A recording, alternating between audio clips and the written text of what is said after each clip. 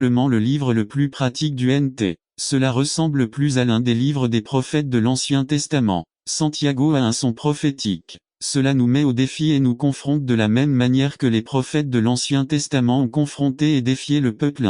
Vous ressentez la même préoccupation d'un prophète comme Jérémie ou Osée qui essaie de sauver le peuple de sa condition pour ne pas vivre contrairement à son concept d'être le peuple de Dieu.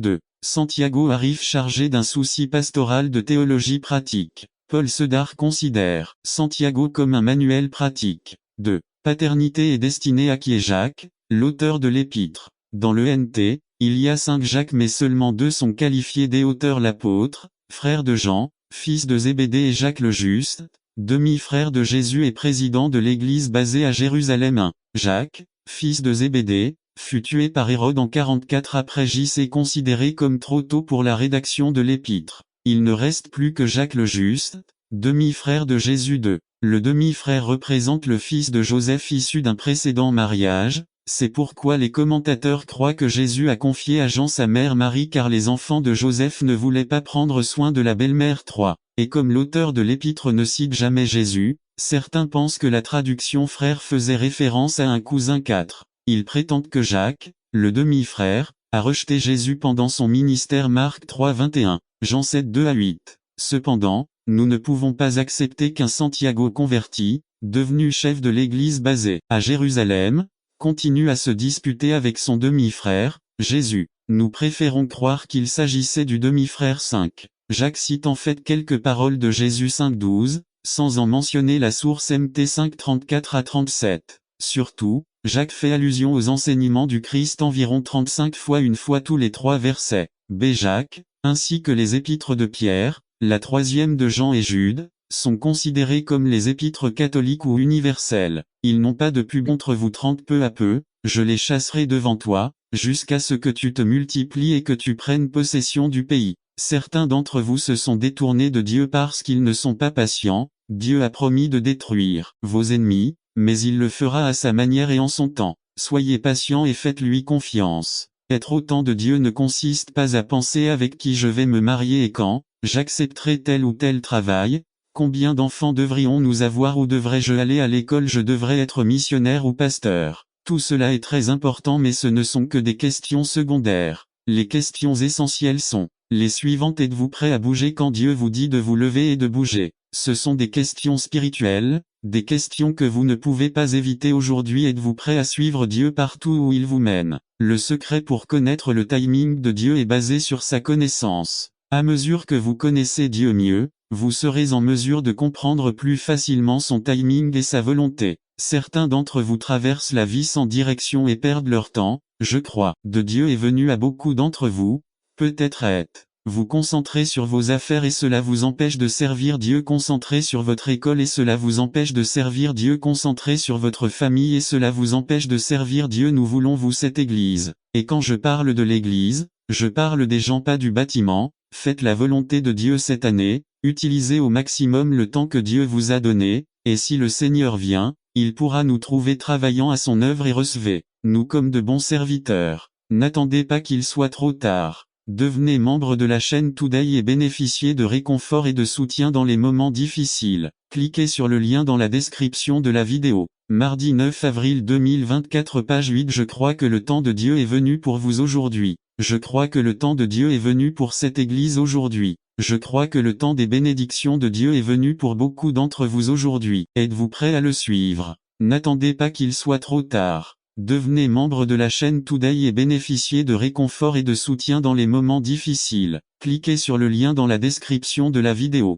Mardi 9 avril 2024, page 9. Demain Saved résumé. Tout comme un homme pense dans son cœur, il le fait aussi. Par Richard Pérez 23. Surveillez toutes choses, gardez votre cœur. Parce que la vie en découle. 24. Ôtez de vous la perversité de la bouche, et éloignez de vous l'iniquité des lèvres. 25. Que tes yeux regardent droit devant toi, et que tes paupières se tournent vers ce qui est devant toi. 26. Examinez le chemin de vos pieds, et tous vos chemins soient droits. 27. Ne te tourne ni à droite ni à gauche. Retirez votre pied du mal. Prions 1. Quelqu'un a dit qu'un proverbe est un dicton, une courte phrase basée sur une grande expérience. Buno esto et correcto si está hablando de un proverbio terrenal pero eso no es lo que esto. Proverbio son hermano y amigo. lo que acabamo de leer la palabra de Dio dada al hombre para que el hombre conozca el plan del Señor para sa vie de. Nous avons intitulé le message de ce jour, l'esprit gardé. Remarquez au verset 20, qui prie, qui exhorte, qui donne l'exemple, qui vivons en recherchant la paix entre les hommes et Dieu, et donc entre les hommes et les autres. Être en paix avec Dieu à travers le Christ fait de nous des personnes actives dans la recherche de la paix, des gens qui suivent l'exemple de Dieu, qui a pris l'initiative et a tout sacrifié pour ses ennemis pour nous réconcilier avec lui, des gens prêts à se repentir de leurs péchés envers les autres, des gens qui confessent leurs fautes, qui demandent pardon et aussi qui pardonnent de tout leur cœur. Si nous sommes en paix avec Dieu, nous pouvons être en paix avec les autres. Jésus est notre paix, et lui seul apporte la vraie paix avec Dieu et avec les autres. Illustre. Cette semaine a été très belle mais très intense. Nous avons eu de la famille qui nous rendait visite à la maison et cela nous a apporté des moments très agréables, mais un peu plus de travail, surtout pour ma femme ce qui n'a jamais été un problème pour elle. Jeudi nous avons avancé notre dîner de Noël en famille car nous ne pourrons pas partager le dîner du réveillon de Noël avec ses proches. Après toute telle activité, j'étais prêt à m'endormir immédiatement et j'ai devancé Delia qui est restée encore un peu à arranger certaines choses.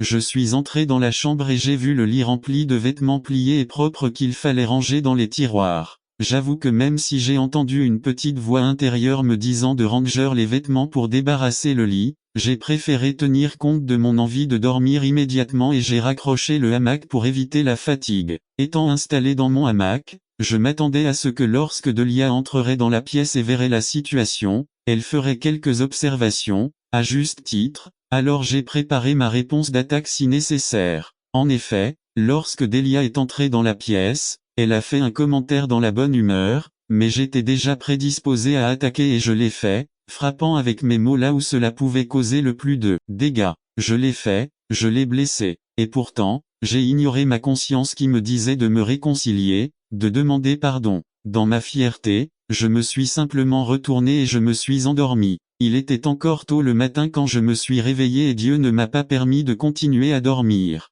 N'attendez pas qu'il soit trop tard. Devenez membre de la chaîne Today et bénéficiez de réconfort et de soutien dans les moments difficiles. Cliquez sur le lien dans la description de la vidéo. Mardi 9 avril 2024 page 3 jusqu'à ce que nous recherchions la paix. Dieu n'allait pas me laisser dans mon orgueil, dans mon égoïsme, dans mon péché. Parce que chaque fois que je pêche, j'affecte d'abord ma paix avec Dieu. C'est un Dieu de paix qui m'incitait à la rechercher. Alors je suis sorti de mon hamac et je me suis approché de Delia qui dormait, et j'ai attendu le moment opportun pour demander pardon et tu sais, j'ai été pardonné. La paix est revenue dans nos cœurs. Si Jésus est ma paix, je ne peux pas me reposer, même si cela dépend de moi, d'être en paix avec ceux qui m'entourent. L'orgueil, le péché ne devrait pas nous séparer parce que Jésus est notre paix. Il nous a réconciliés avec le Père, et maintenant nous pouvons avoir la paix les uns avec les autres, une paix par l'amour comme Jésus, une paix qui en souligne. Quand Jésus avait bu du vinaigre,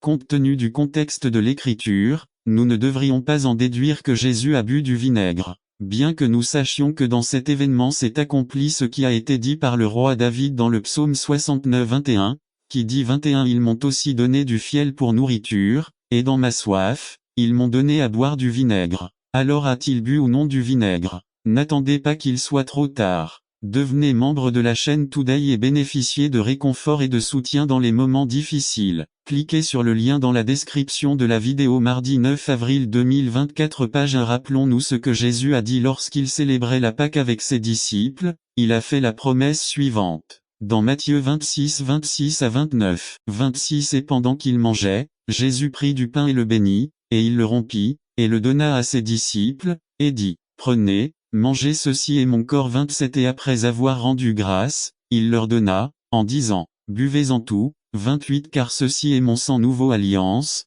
qui est répandu pour beaucoup pour la rémission des péchés 29 et je vous dis que désormais je ne boirai plus de ce fruit de la vigne, jusqu'au jour où j'en boirai du nouveau avec vous le royaume de mon Père. Il a promis qu'il ne boirait pas du fruit de la vigne avec ses disciples jusqu'à ce que cet événement n'ait pas eu lieu, donc Jésus n'allait pas boire du fruit de la vigne parce que Jésus l'avait promis ses disciples. Il est donc correct de comprendre que Jésus a seulement reçu le vinaigre afin que l'écriture puisse s'accomplir, mais qu'il n'en a pas bu, il l'a seulement goûté. Il y a donc deux vérités principales. 1. La première vérité est qu'en rejetant le vinaigre, il démontre sa totale volonté de se soumettre au sacrifice total ordonné par son Père. L'acte du soldat romain était un acte de miséricorde, puisque le mélange de vinaigre et de fiel produisait un certain engourdissement chez le crucifié. Jésus n'a pas bu parce que rien n'allait atténuer son sacrifice pour les péchés de l'humanité, comme l'apôtre Paul l'a écrit aux Philippiens 2, 6 à 8, 6 qui, étant sous la forme de Dieu, ne considérait pas l'égalité avec Dieu comme une chose faite, mais il s'est rendu sans réputation, prenant la forme d'un serviteur, étant créé à l'image des hommes 8 et étant trouvé dans la forme d'un homme, il s'est humilié, devenant obéissant jusqu'à la mort, même jusqu'à la mort une croix de. La deuxième vérité est qu'il tient sa promesse, dit Jésus, qu'il ne boira pas du fruit de la vigne avec ses disciples jusqu'au jour où j'en boirai avec vous dans le royaume de mon Père. Cette promesse reste donc en suspens car il la célébrera non seulement avec ses disciples mais avec chacun de nous qui avons eu confiance en lui comme notre sauveur personnel. Jusqu'à présent nous avons vu sa souffrance totale, voyons maintenant, de son sacrifice total. Quand Jésus eut pris le vinaigre, il dit, « C'est fini, c'est fini ». Dans le grec original, il s'agit d'un seul mot, tetelesté. Peut-être que pour nous ce n'est pas un mot connu mais à cette époque ce mot était très courant. Le type de leur conduite est le même. 3. Les navires du premier siècle semblaient grands aux yeux des gens de cette époque. Confort et de soutien dans les moments difficiles. Cliquez sur le lien dans la description de la vidéo. Mardi 9 avril 2024 page 2-18 Il crut en l'espérance contre l'espérance, afin de devenir le père de nombreuses nations, selon ce qui lui fut dit. Ainsi sera ta postérité. 19 Et il ne s'affaiblit pas dans la foi, et il ne considéra pas non plus son corps comme mort. Il avait maintenant presque 100 ans. Ni le ventre mort de Sarah vint. Il ne doutait pas non plus de la promesse de Dieu avec méfiance mais il était fort dans la foi, rendant gloire à Dieu. 21 Pleinement convaincu que tout ce qu'il avait promis, il était aussi capable de le faire. 22 C'est pourquoi cela a aussi été attribué à la justice. 23 Et ce n'est pas lui seul qui a écrit que cela lui était imputé. 24 Mais aussi pour nous, à qui cela sera imputé, c'est à dire pour nous qui croyons en celui qui a ressuscité d'entre les morts Jésus notre Seigneur. 25 Qui a été livré pour nos offenses, et qui est ressuscité pour notre justification. B. Maintenant, que faisons-nous? On dirait que nous avons des ennuis. Comprenez-vous la raison du débat entre la foi et les œuvres? C'est à nous d'étudier par nous-mêmes si la question est la foi ou les œuvres. La foi sans les œuvres ou la foi et les œuvres 1. Nous ne pouvons continuer sans vous rappeler le principe que nous avons étudié dans le cours Principe d'interprétation biblique. Le texte doit être compris dans son contexte. Vous ne pouvez pas étudier Jacques à la lumière de Paul ou vice-versa. 2. Luther a commis l'erreur de rejeter l'épître de Jacques en la comparant à l'épître aux Romains. D'autres théologiens ont continué à se tromper dans leur interprétation de Jacques parce qu'ils ont fait de Jacques 2, 14 à 26 le cœur de l'épître 3. Mais lorsque nous étudions Jacques dans son contexte, nous réalisons que Jacques 2, 14 à 26 n'est qu'une illustration du point principal formulé en 1, 27. La religion qui est pure et irréprochable devant Dieu et le Père est la suivante: visiter les orphelins et les veuves dans leur tribulation, et de se garder irréprochable de ce monde. 4. Nous ne rendons pas justice à Jacques lorsque nous séparons ce passage du contexte général de son épître. Nous ne devrions pas, par exemple, lire 2.14 sans avoir vu au préalable 2.13 où il est dit que la personne sans miséricorde opère dans un domaine sans foi, même si à un moment donné elle a manifesté intellectuellement sa foi en Christ. 2. La foi ça marche, à quoi ça sert? Une question rhétorique que Jacques aurait pu poser est, comment celui qui prétend avoir la foi, mais lorsqu'un riche entre dans la congrégation, peut-il lui donner la préférence, alors qu'il ordonne aux pauvres de s'asseoir n'importe où? Voir Jacques 2, 1 à 13. 1. Nous pouvons noter l'accent contextuel de Jacques 2, 14 à 26. Notez, par exemple, que le pauvre qui est entré dans la congrégation en 2.3 pourrait très bien être le même qui manque de vêtements et a faim en 2.15. Si ce n'est pas le cas, il existe ici au moins un parallèle significatif en termes de contexte. 2. L'illustration de Jacques 2, 1 à 13 ainsi que celle de 2, 14 à 26 indique que la préoccupation de Jacques, face à ses lecteurs originaux, semble être celle qui, à un moment donné, nous n'avons pas le temps de réserver du temps. 4. Mais combien la mentalité des Juifs était différente de l'attitude de nos jours. Dieu dit à Moïse 3 Tu parleras aux enfants d'Israël et tu leur diras, en vérité, vous observerez mes sabbats, car c'est un signe entre moi et vous à travers vos générations, afin que vous sachiez que je suis le Seigneur qui te sanctifie. 14 Vous observerez donc le sabbat, parce qu'il est saint pour vous. Celui qui le souille mourra sûrement. Quiconque y fera un travail sera éliminé de son peuple. 15 Vous travaillerez pendant 6 jours, mais le 7e jour est un jour de repos consacré à Jéhovah. Quiconque travaille le jour du sabbat mourra sûrement. 16 C'est pourquoi les enfants d'Israël observeront le sabbat et le célébreront de génération en génération comme une alliance perpétuelle. 17 Ce sera pour toujours un signe entre moi et les enfants d'Israël, car en 6 jours l'Éternel a fait les cieux et la terre, et le 7e jour il a cessé et s'est reposé. 5. Nous devons arrêter la vie bien remplie que nous avons menée toute la semaine. C'est comme descendre une pente très raide. Nous devons avoir un contrôle très ferme, sinon nous courons le risque sérieux d'aller de plus en plus vite jusqu'à ne plus pouvoir nous arrêter. Si Dieu a créé le monde en 6 jours et s'est reposé le 7e, il est évident que l'enseignement est qu'en 6 jours nous devons remplir toutes nos responsabilités. Si nous ne le faisons pas, nous nous dirigeons vers une descente, à notre propre détriment physique et spirituel. C'est nuisible et le pire c'est un péché. C'est pour le sanctifier. Sanctifier, c'est séparer une chose pour un usage spécial différent des autres. Cela équivaut à consacrer. C'est mettre de côté. On ne nous dit pas que nous allons adorer ce jour, mais plutôt de ne pas le considérer comme un simple jour de la semaine. C'est comme si Dieu disait, ma journée est un jour spécial, ce n'est pas un jour ordinaire. Je veux que ce soit spécial pour toi comme ça l'est pour moi.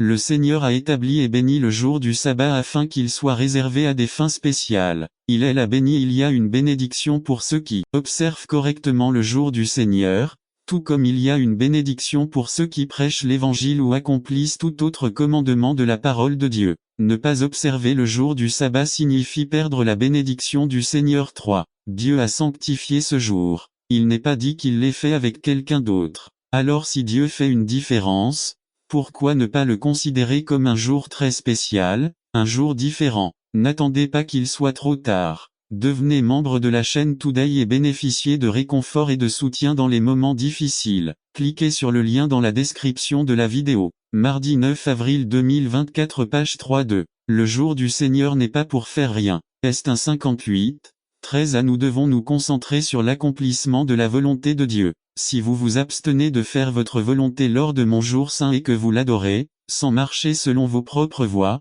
ni rechercher votre volonté, ni exprimer votre propre volonté. Mot 1. L'enseignement n'est pas seulement que Dieu a conçu le repos pour notre bénéfice. Ce repos doit comprendre un élément fondamental pour un péché pour nous. Nous ne pouvons pas comprendre pleinement ce don de rédemption et de réconciliation que Dieu nous a offert à travers le Christ. Nous devons simplement l'accepter.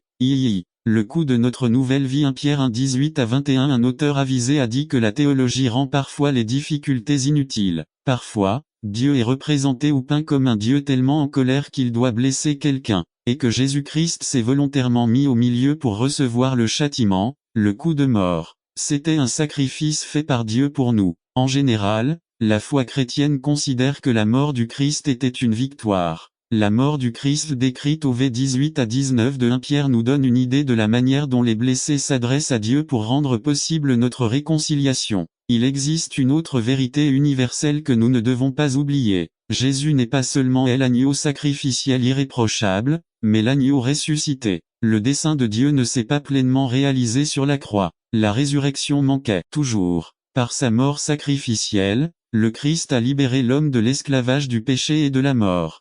Puis, par sa résurrection, il a donné à l'homme un avenir glorieux et aussi indestructible que sa propre vie. N'attendez pas qu'il soit trop tard. Devenez membre de la chaîne Today et bénéficiez de réconfort et de soutien dans les moments difficiles. Cliquez sur le lien dans la description de la vidéo. Mardi 9 avril 2024 page 2 La crainte du Seigneur résumé. Que signifie bibliquement l'expression la crainte du Seigneur? Par Julio González. La crainte du Seigneur 1. Que signifie l'expression la crainte du Seigneur dans la Bible? Il y a au moins 3 manières différentes dans lesquelles ce terme est utilisé dans la Bible. Il y a une peur superstitieuse. Exode 12-31-36b. Dans l'Ancien Testament, nous trouvons que c'est une peur qui considère la grandeur de son œuvre.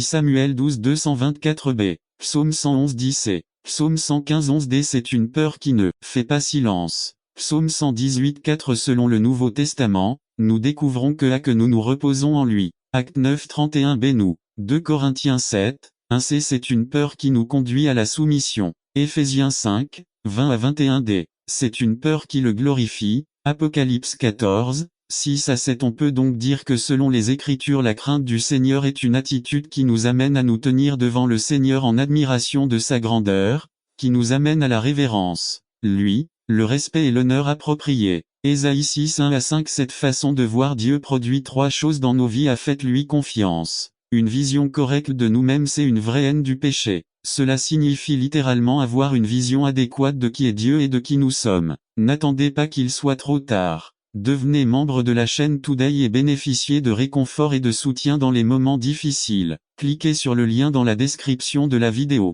Mardi 9 avril 2024. Page 1. Dieu et moi ne sommes pas pareils. J'appartiens à la famille de Dieu mais je ne suis pas son frère. Il est le Père et je suis son fils. Je travaille dans le champ du Seigneur, mais nous ne sommes pas des colocataires. À les grandes lignes prophétiques de Pierre 1, 19b et les signes de la seconde venue du Christ. Matthieu 24, 33. N'attendez pas qu'il soit trop tard. Devenez membre de la chaîne Today et bénéficiez de réconfort et de soutien dans les moments difficiles. Cliquez sur le lien dans la description de la vidéo. Mardi 9 avril 2024. Page 2.2. Les dangers d'aujourd'hui.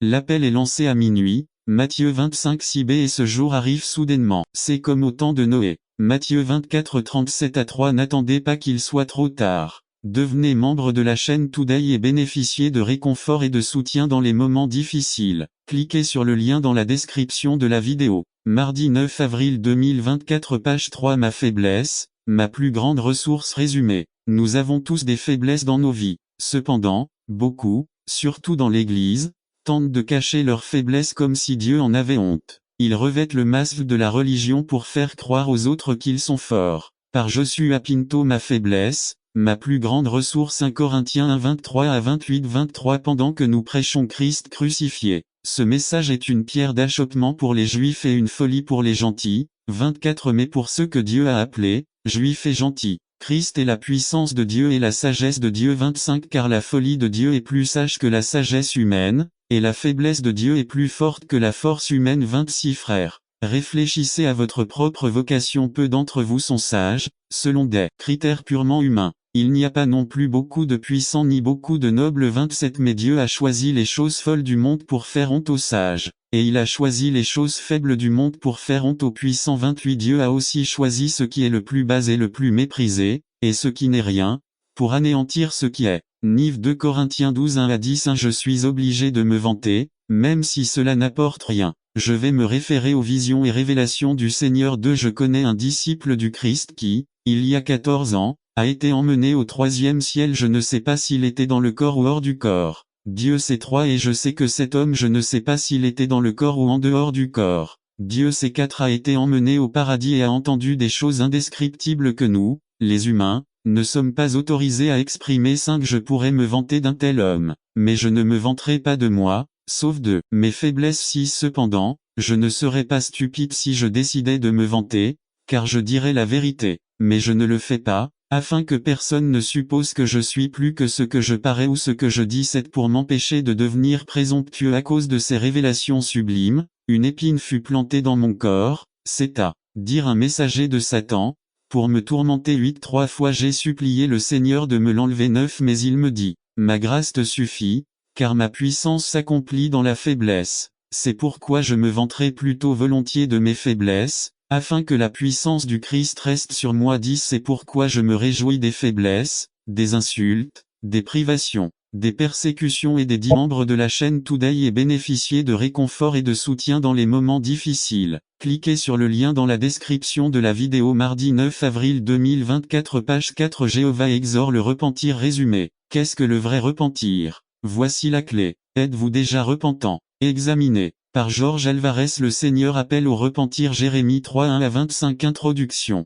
Le service du soir du 15 juin 2003 à Ebenezer, Union City, Californie. Le jour du Père Gordon MacDonald a déclaré: la repentance n'est pas simplement un mot religieux, elle vient d'une culture nomade, qui vivait dans un monde sans carte, sans route ni panneau, et aucune foi qui nous unit dans ce ministère. C'est une prière intentionnelle et une foi sincère. Ce dernier est ce qui prouve notre acceptation de l'évangile du Christ et notre consécration au message de la croix. Transmettons à nos enfants, en parents chrétiens que nous sommes, le merveilleux et éternel héritage de la foi, car c'est ce qui nous unit tous missionnaires de la croix à travers les temps. Conclusion. ensemble et en mission jusqu'au bout. Ce sera l'accent de ces dernières semaines de l'année. Cela nous rappelle que nous ne sommes pas les seuls à travailler à l'œuvre du Seigneur. Ensemble et en mission jusqu'au bout. Église baptiste de Bethel, 3 novembre 2002. N'attendez pas qu'il soit trop tard. Devenez membre de la chaîne Today et bénéficiez de réconfort et de soutien dans les moments difficiles. Cliquez sur le lien dans la description de la vidéo.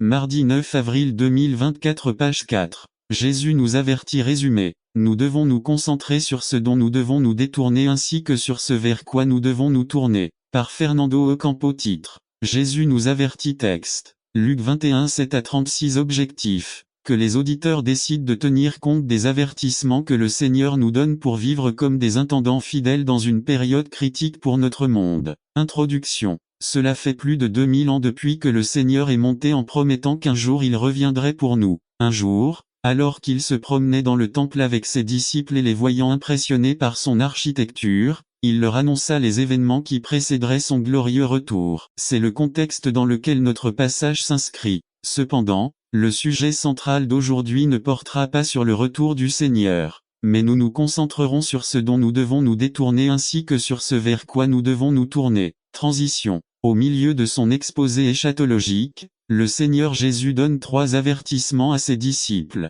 qui nous aideront aujourd'hui à réfléchir sur notre responsabilité de croyants et d'intendants au milieu d'un monde qui traverse des difficultés. 1. Le Seigneur Jésus nous met en garde contre la tromperie religieuse. V8. Soyez prudents. Ne vous laissez pas tromper. Nous vivons à une époque qui n'est pas très différente des premières années du christianisme. Notre époque, comme celle du Seigneur Jésus, est caractérisée par une variété de sectes religieuses. Par conséquent, l'avertissement du Seigneur non seulement fait prendre conscience à ses disciples d'être extrêmement prudents, mais leur fait aussi voir la fraude religieuse à laquelle ils seront exposés. Aujourd'hui, un résumé. Comment est-il possible que Dieu demande que moi, son serviteur, soit fait de l'argile? La boue n'est-elle pas quelque chose de méprisable? Par J. Martin Barrault. Masse résultant de l'union de la terre et de l'eau. Boue qui se forme dans les rues quand il pleut. Le Seigneur m'a donné ce message il y a quelques mois lors de la remise des diplômes du Maranatha Bible Institute à Houston, au Texas.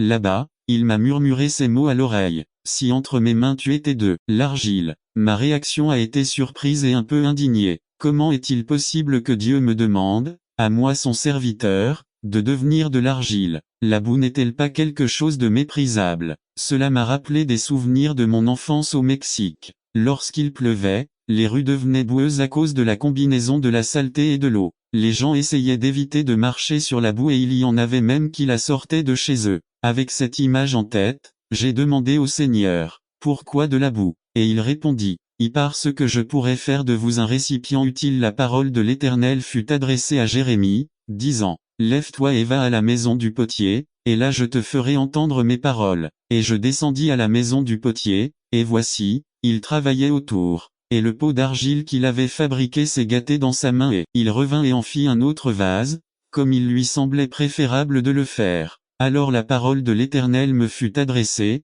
disant, ne puis-je pas vous rendre semblable à ce potier, ô accent circonflexe maison d'Israël dit Jéhovah. Voici, comme l'argile est dans la main du potier, ainsi êtes-vous dans ma main, ô accent circonflexe maison d'Israël. Jérémie 18 1 à 6 à récipient. Récipient de forme et de matériaux divers, destiné à contenir quelque chose ou utilisé comme ornement. B. Dieu n'a pas besoin de vase pour la décoration. 1. Nulle part dans les Écritures nous ne parlons de vases utilisés comme de simples décorations. Les récipients étaient utilisés pour transporter de l'eau pour la purification. B. Ils étaient également utilisés pour transporter le sang sacrificiel jusqu'au propitiatoire. C. Les vases ornementaux sont les moins utiles. D. Il est vrai que ce sont les plus beaux et les plus soignés, mais ce sont les plus inutiles d'eux. Dieu ne cherche pas des vases parfaits en son temps, il les perfectionnera. B. Il recherche des vaisseaux utiles. C. Peu importe à quel point le récipient est laid et indigne, Dieu peut l'utiliser. 3. Dieu recherche des récipients disposés à le faire, à utiliser à tout moment. N'attendez pas qu'il soit trop tard. Devenez membre de la chaîne Today et bénéficiez de réconfort et de soutien dans les moments difficiles. Cliquez sur le lien dans la description de la vidéo. Mardi 9 avril 2024 page 1b à utiliser comme il l'entend. Mais d'abord, ô accent circonflexe homme, qui es-tu pour que tu discutes avec Dieu? Le vase d'argile dira-t-il à celui qui l'a formé, pourquoi m'as-tu fait ainsi? Ou le potier n'a-t-il pas le pouvoir sur l'argile? pour faire de la même masse un vase pour l'honneur et un autre pour le déshonneur. Romains 9 1, 21 4. Les vases inutiles auront une fin désastreuse, je briserai donc ce peuple et cette ville, comme celui qui cultivation,